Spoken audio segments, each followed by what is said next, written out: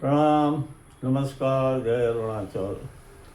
ભગવાન શ્રી રમણ મહર્ષિ એક વિરલ અનન્ય સંત થઈ ગયા. એમના વિશે કોઈ સરસ લખ્યું છે કે ભગવાન રમણ મહર્ષિ એટલે સંસારના તમામ સંતાપોનો અંત, માનવીને ઈશ્વર સાથે જોડતો તંત, અગોચર આનંદ અવિરત અનંત, સકળ સૃષ્ટિને શાંતિ આપતા સંત. તમિલનાડુના પ્રવાસે જાઓ તો થિરુવન્નમલાઈ જિલ્લો છે, ત્યાં અરુણાચલ પર્વતની તળેટીમાં શ્રી રમણ મહર્ષિ આશ્રમ છે. દુનિયાભરના લોકો ત્યાં આવે છે. એમને એક ઉપદેશસાર નામનું 30 શ્લોકની રચના કરેલી, પહેલાં તમિલમાં અને પછી સંસ્કૃતમાં, જે ત્યાં નિત્ય સાંજે પઠન થાય છે. અને એમને ફોલો કરનારા, રમણ મહર્ષિને ફોલો કરનારા સાધકો, અમે અને બીજા બધા નિયમિત દરરોજ સાંજે ઉપદેશસારનું પઠન કરી. આજે આપણે એ ઉપદેશસારના જે શ્લોક છે 30, એનો ટૂંક સાર. પ્રથમ શ્લોક છે, કર્તુરાજ્ઞા પ્રાપ્યતે ફલમ કર્મ કિમ પરમ કર્મ તજ્જન. નિયંતા એટલે કે ઈશ્વરના આદેશથી કર્મોના ફળની પ્રાપ્તિ થતી હોય છે. એટલે કર્મ સર્વોચ્ચ કઈ રીતે હોઈ શકે? એ તો જળ છે, અચેતન છે. બીજો શ્લોક છે, કૃતિમયો દધો પતન કારણમ ફલમ શાશ્વતમ ગતિ નિરોધકમ.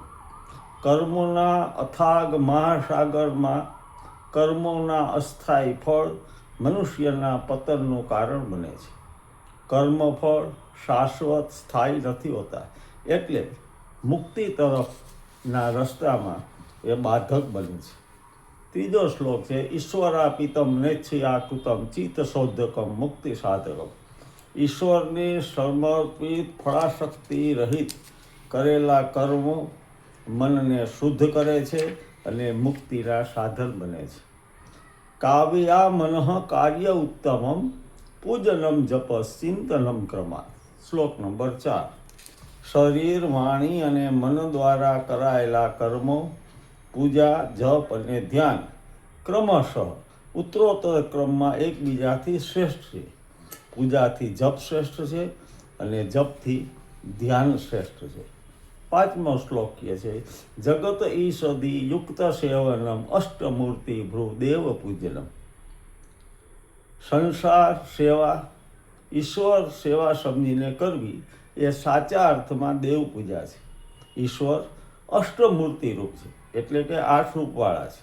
અષ્ટમૂર્તિ રૂપ એટલે પૃથ્વી, જળ, અગ્નિ, વાયુ, આકાશ એ પંચતત્વ, અને ચંદ્ર, સૂર્ય અને જીવ. 6ઠો શ્લોક કહે છે, ઉત્તમસ્તવા દુશ્ચમંદત ચિત્તજમ જપ ધ્યાન ઉત્તમ. સ્ત્રોત વાંચવા કે સ્તુતિ જ્ઞાન, ઈશ્વરના મહિમાનું જ્ઞાન કરવું એ ઉત્તમ છે, પરંતુ એનાથી શ્રેષ્ઠ જે મોટેથી સંભળાય એ રીતે જપ કરવા, અને એનાથી શ્રેષ્ઠ છે ધીમા સ્વરે જપ કરવા. પરંતુ બધા કરતાં માનસિક જપ સર્વોત્તમ છે. 7મો શ્લોક કહે છે, આદ્યધાર્યા સ્ત્રોતસા સમમ સરળ ચિંતનમ વિરલથ પુરમ. ઘીની ધારા અને નદીના પ્રવાહ જેવું અબાધિત ધ્યાન બાધિત ધ્યાનથી શ્રેષ્ઠ છે. 8મો શ્લોક કહે છે, ભેદ ભાવના તસો અમિત્ય સૌ ભાવના બિદા પાવની બતા. એ ઈશ્વર અને હું ની ભેદ ભાવનાથી રહિત એ ઈશ્વર જ હું છું ના ભાવ સાથે કરવામાં આવેલું અદ્વૈત્ય એટલે કે સોહમ ધ્યાન એ ઈશ્વર અને હું એટલે કે જીવ અને બ્રહ્મ ભિન્ન છીએ એ ભાવ રાખીને કરવામાં આવતા ધ્યાનથી પાવન અને શ્રેષ્ઠ છે. ભાવ શૂન્ય શું ભદ્રાવ સુસ્થિતિ ભાવના બલા ભક્તિ ઉત્તમા. 9મો શ્લોક કહે છે, ધ્યાનની આ શક્તિથી ભાવ શૂન્ય એટલે કે વિચાર રહિત થઈને પોતાની મૂળભૂત સત અવસ્થામાં સુસ્થિત થઈ જવું એ ઉત્તમ ભક્તિ એટલે કે પરાભક્તિ છે. અતસ્થલે મનઃ સ્વસ્થતા ક્રિયા ભક્તિ યોગ બોધાસ્વ નિશ્ચિતમ. 10મો શ્લોક એ છે મનનું પોતાના સ્ત્રોત હૃદયમાં સ્થિર થઈ જવું, નિવાસ કરવો, જે પોતાની સહજ પ્રકૃતિ છે. એ કર્મયોગ, ભક્તિયોગ, રાજયોગ, જ્ઞાનયોગ બધા યોગોનું નિશ્ચિત લક્ષ્ય છે. 11મો શ્લોક કહે છે વાયુરોધના લીયતે મન જાલ પક્ષીઓ દ્રોધ સાધન. પ્રાણોના નિયમનથી મન લીન થાય છે, જે રીતે પક્ષીને પકડવા માટે જાળનો ઉપયોગ થાય છે, એ જ રીતે પ્રાણોનું નિયમન પ્રાણાયામ મનને નિયંત્રણમાં રાખવાનું એક સાધન છે. ચિત્તવાયવ સિત્યાયુતા શાખ ઔદયી શક્તિ મૂલકા. 12મો શ્લોક કહે છે મન અને પ્રાણ અનુક્રમે જ્ઞાન અને ક્રિયા શક્તિ સંપન્ન છે. એ બંને એક જ મૂળ શક્તિ સ્ત્રોતની 2 શાખાઓ છે. લય વિનાશને ઉભય રોધને લય ગતમ પુનર્ભવતી નવમૃતમ. મનને રોકવા સ્થિર કરવાની 2 રીતો છે, મનનો લય અને મનનો નાશ. લય પામેલું મન ફરી પાછું ગતિમાન થાય છે, પરંતુ નાશ પામેલું મન પાછું ગતિમાન એટલે કે ક્રિયાન્વિત થઈ શકતું નથી. 14મો શ્લોક કહે છે પ્રાણબંધના લિમ્ન માનસમ એક ચિંતના નાશ્યમેત્યદ. પ્રાણ નિરોધથી લયબદ્ધ મન એક સત ઉપર ધ્યાન કરવાથી અથવા ચિંતનથી નષ્ટ થઈ જાય છે. 15મો શ્લોક કહે છે નષ્ટ માનસોત કૃષ્ટ યોગિન કૃત્યમસ્તિ કિમ સ્વસ્થિતિમ યત. જેમનું મન નષ્ટ થઈ ચૂક્યું છે એવા ઉત્કૃષ્ટ યોગીને બીજું શું કરવાનું બાકી રહે? કંઈ પણ નહીં. કારણ કે પોતાના સ્વરૂપમાં શું પડે તે સ્થિત થઈ જાય છે. 16મા શ્લોકમાં કહે છે દ્રશ્યવારિતમ ચિત્ત આત્મનઃ ચિત્વદર્શનમ તત્વદર્શનમ. બાહ્ય વિષયોથી પાછું વળી અંતર્મુખ થયેલું મન સ્વયંમાં ચૈતન્ય રૂપના દર્શન કરે છે અને આ દર્શન પરમ સતના દર્શન કરાવે છે. માનસમ તુકી માર્ગણે કુતે નૈવ માનસમ માર્ગ આર્જવાત. 17મો શ્લોક કહે છે મન ખરેખર શું છે એની શોધ કરવામાં આવે ત્યારે સમજાય છે કે મન છે જ નહીં.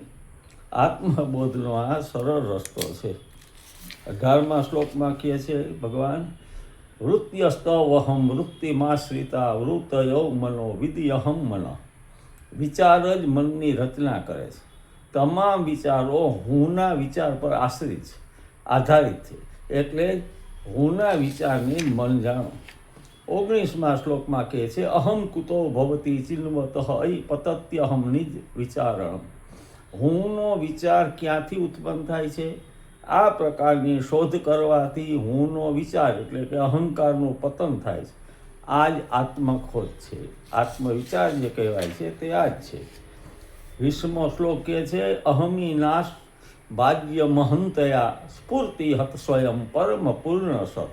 અહંકારનો નાશ થતાં જ સ્વ એટલે કે આત્મા જે શાશ્વત અનંત સત છે તે આપમેળે જ હું ની જેમ પ્રગટે છે, સ્ફુરે છે. ઇદમ પદાભ્ય અખ્યમન્વહમ અહમી લીન કે પ્યલ્ય સત્યા. 21મા શ્લોકનો અર્થ છે હું પદની વ્યાખ્યા એ છે કે આ એ છે જે વ્યક્તિગત હુંના લુપ્ત થયા બાદ પણ શુદ્ધ સત્તા સ્વરૂપમાં સદૈવ શાશ્વત બની રહે. વિગ્ર ઇન્દ્રિય પ્રાણધીત મોહનાહક મેં તજ્જળમ હાસત. હું એકમાત્ર અસ્તિત્વમાન સત છું. શરીર, ઇન્દ્રિય, પ્રાણ, બુદ્ધિ અને અજ્ઞાન નથી, કારણ કે તો જળ છે અને નિશ્ચિતપણે અવાસ્તવિક છે. એ 22મો શ્લોક છે. 23મા શ્લોકમાં કહે છે સત્વ ભાષિકા ચિત્કવેતરા સતયા હિ ચિત્તિયા અહમ. સતને પ્રકાશિત કરવાવાળી ત્યાં બીજી ચેતના ક્યાં છે? નથી. કારણ સતત ચેતના એટલે કે ચિત્ત છે અને કેવલ ચૈતન્ય એટલે કે ચિત્ત જ હું એટલે કે અહમ છે. 24મો શ્લોક છે ઈશ્વર્યો વિયા વેશધી વિધા સત્સ્વભાવ તો વસ્તુ કેવલમ.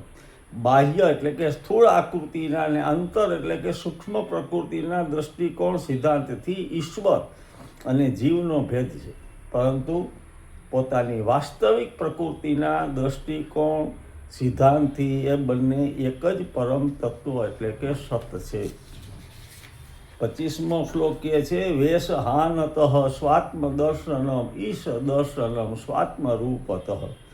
જે પોતાના ઉપર થોપાયેલા વેશ સ્થૂળ અને સૂક્ષ્મ શરીરનો ત્યાગ કરે છે એ આત્મજ્ઞાન પ્રાપ્ત કરે છે. સ્વરૂપ એટલે કે આત્માના રૂપમાં ઈશ્વરનું દર્શન એ જ વાસ્તવિક ઈશ્વર દર્શન છે.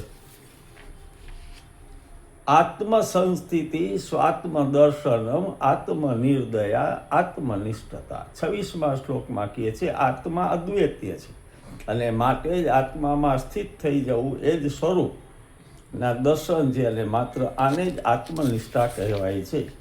27મો શ્લોક છે જ્ઞાન વર્જિતા અજ્ઞાનહીન ચિત જ્ઞાન મસ્તિકિમ જ્ઞાતુ મંતરમ. વસ્તુગત જ્ઞાન અને અજ્ઞાનથી રહિત ચેતનાની અવસ્થા એ જ વાસ્તવિક જ્ઞાનની અવસ્થા છે. આત્માને જાણવા માટે આત્મચૈતન્યથી વિશેષ શું કોઈ વસ્તુની આવશ્યકતા છે? ના, ક્યારેય નહીં. 28મો શ્લોક છે કિમ સ્વરૂપ મિત્ય આત્મદર્શને અવ્યવા ભવા પૂર્ણચિત સુખમ. મારું સ્વરૂપ શું છે? આ રીતે શોધ કરવાથી વ્યક્તિને આત્માનો બોધ થાય છે અને એ જાણે છે કે પોતે જ અજર અમર અવિનાશી સર્વવ્યાપ્ત ચેતના અને આનંદ છે.